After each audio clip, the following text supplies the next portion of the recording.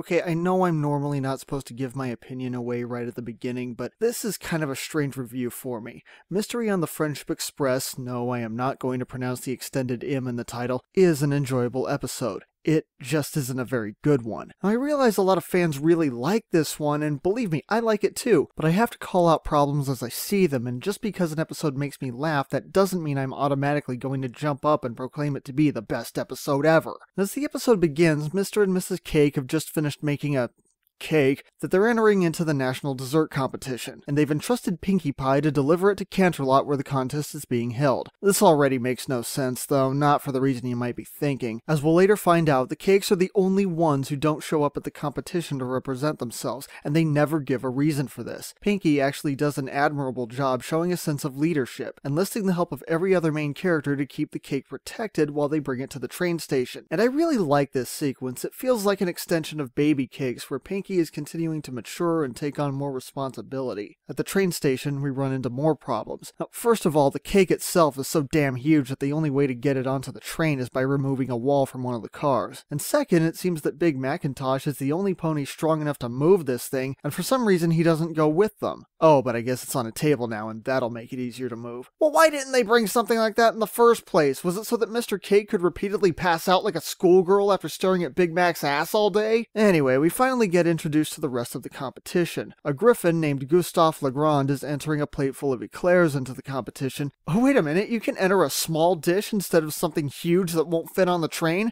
Huh, go figure. Pony Joe from Best Night Ever returns, now being called Donut Joe. He's crafted a miniature city sculpture out of donuts, hoping to make his donut shop famous. And look, he actually brought a cart to wheel his thing around on. Imagine that. And finally, we meet a mule named Mulia Mild. I see what you did there.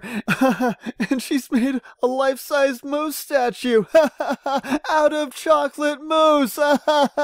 Okay, I'm just being an asshole. After trading a few insults with each competitor claiming to be the very best like no one ever was, Twilight tries to calm things down and convinces everyone to go to bed in the middle of the afternoon. Oh, I see where this is going. Really is a smart one you have to look out for. Pinkie's convinced that one of the other bakers is going to sabotage the cake though, so she stays up late to guard it. And even though Twilight tells her she's overreacting, really, Twilight?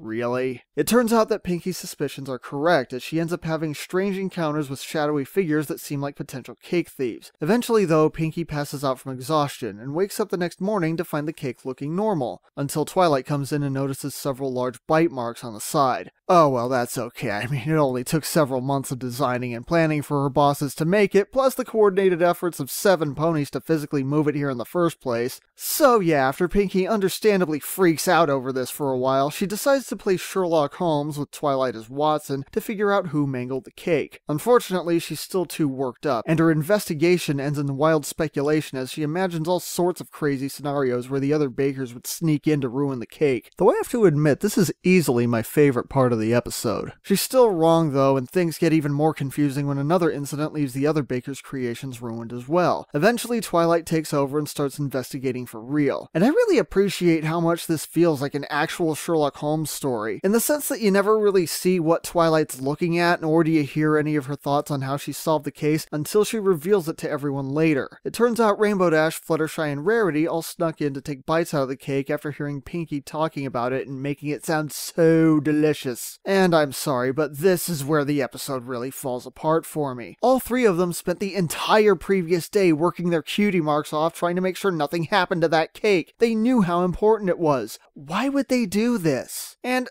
okay, even assuming that they would give in to such a shallow temptation, I can understand Rarity and maybe Rainbow Dash justifying this in their own minds, but Fluttershy? Plus, Fluttershy got away by impersonating the conductor. I just have a really hard time believing that she would be that deceptive. It's out of character for her, and we already saw in Hurricane Fluttershy and Putting Her Hoof Down that she's not very good at it when she tries. Although I do have to say, this is a surprisingly effective disguise considering that she's completely naked except for a hat. Anyway, the 3 of them apologize, and Pinkie says it's okay.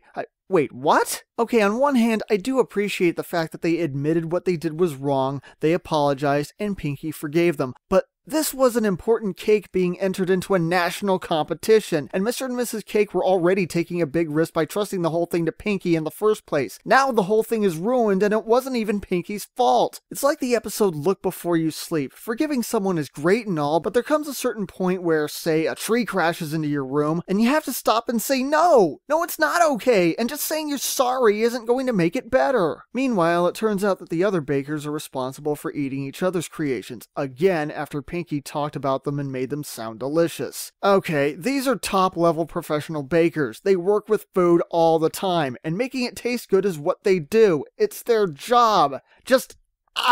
This makes no sense. If it never occurred to them to eat the cake, then there's no reason they would eat the other desserts either. They would have had more self-control than this. In fact, Pinkie Pie is the perfect example of this. Typically, she's the wacky, out-of-control character on the show. She lives and works in a bakery, she's super enthusiastic about food, and we've seen her eat more than her fair share of baked goods on a whim. But in this particular case, with everything that was at stake, she knew damn well enough to leave all the desserts alone until after the competition. And if Pinkie Pie could control her sweet tooth, then what the hell was everyone else's problem? But I know, you're all thinking, who else could it have been? Well, at one point, Pinkie accuses the conductor, so why couldn't it be the conductor? He's the only other character we see on the train, he has no established personality to follow, and he has no investment in the dessert competition. There, that's one solution, and I just pulled that out of my ass. But you know what, let's go back to Pinkie talking about the food, which she does throughout the entire episode. Now, at first, I could appreciate her enthusiasm because it's part of her character, but by the third time she starts monologuing about the desserts while we have to watch extended shots of the other characters drooling and panting like dogs, it just feels really forced and kind of annoying. I mean, yeah, it sounds good, but they all act like they've never seen cake before. Plus, there's a more pressing issue as they finally get to CANTERLOT and they all have to deal with the fact that no one has anything to enter into the competition now. But Pinkie has an idea how to fix things.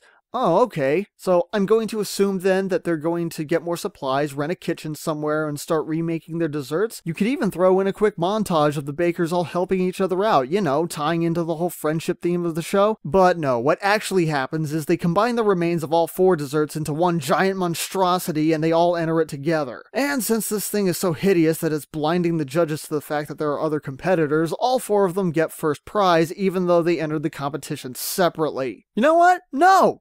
Fuck you, no! That's not how competitions work. I mean, think about Sonic Rainboom. Rarity and Rainbow Dash gave their presentations together. Did they both get to win first prize? Of course not. Well, okay, Rarity got to keep living, but Rainbow Dash saved the lives of 3 Wonderbolts and her friend Rarity, and in the process performed a nearly impossible trick for only the 2nd time in her life. And by decree of Princess Celestia herself, Rainbow Dash won the Young Flyers competition. Now that's not to say that it has to be bad or that you can't learn something. There was a great opportunity here to show that competitors can be friendly to each other and have a good time while still having the drive to win. Dragon Ball Z did a better job illustrating this with Goku, but just saying everybody's a winner is a cop-out, and it's lazy writing. Do I have to bring up the clip of Princess Promenade again? This episode was written by Amy Keating Rogers, who also wrote Best Night Ever and A Friend Indeed. Remember how Best Night Ever had this huge build-up for all the characters only for it to just end without resolving anything? And in my own review of A Friend Indeed, I pointed out how the ending moral had very little to do with the rest of the episode and ignored a laundry list of lessons that would have fit better. And the same thing happens here. In the end, Pinkie learns that you can't make assumptions about others and you have to find evidence before reaching a conclusion.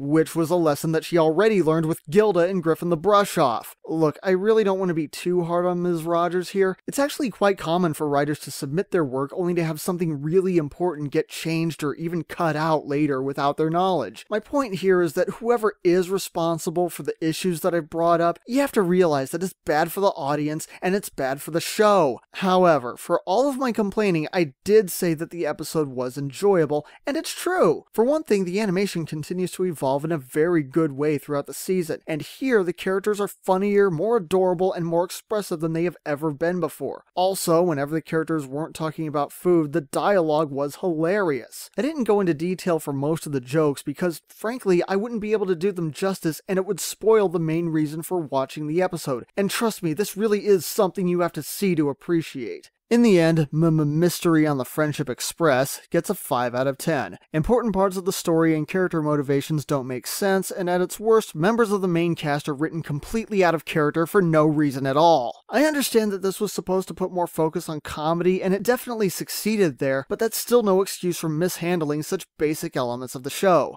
I really did have a good time watching this episode, it's just a shame that it's built on such a weak foundation.